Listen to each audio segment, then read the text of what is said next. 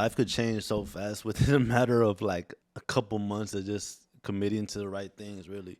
And it's crazy because as I look at my life now from like a timeline perspective versus like 10 years ago to now, man, I'm 25 years old. When I was about like 15, that's really when I started. No, actually, I'll say younger than that, but really 15 when I started like realizing my actions came with repercussions, but I just was never mature enough to like not do the wrong actions now, obviously, because we're young and we're mature and we don't know better. And we do know better, but we don't do better. As a now 25-year-old man, I've messed up so much over these last years. And it's been such a struggle with just trying to keep up with my own sanity because I just don't know how to mess up and not take it to heart all the way because I'm very self objective and very self judgmental. Maybe that's a good and a bad thing for sure, but it's the traits that I have. And as you get older, you start realizing more and more the things that you're doing. And it's crazy because now, as a 25-year-old man, I'm seeing my life, and then man, has my life changed so much. And I just realized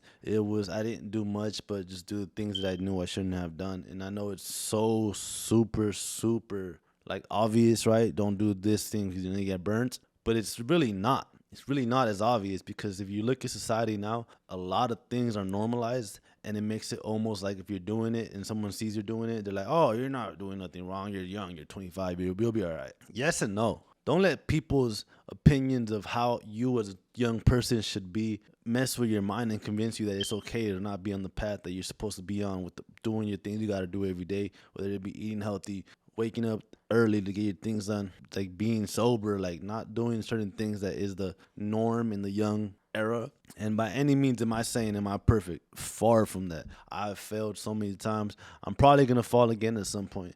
But you know what? As you get more deep into your spirituality, because I'm a Christian, I'm a firm believer of God. God starts maturing you from a spiritual aspect. Because as a boy and a young man, there's still a lot of maturity to go. But from a spiritual aspect, God enlightens you in a way where like He opens your mind to bigger things, and you start becoming more spiritually mature than others that are not as mature as you in the spiritual realm. And it's crazy because the more spiritually mature you become, the more you start seeing certain things play out in your life because of this little thing that you did, knowing you shouldn't have done it. And then obviously now as you get deeper into your path with God, God blesses you with more conviction. And for a good portion of my life, it used to be like a thing that would weigh me down because I just hated failing. And now it's more of like a thing that inspires me because now I see and start, as you could say, building calluses on my sins. My sins build more calluses with my conviction. And like now I'm more mature spiritually that like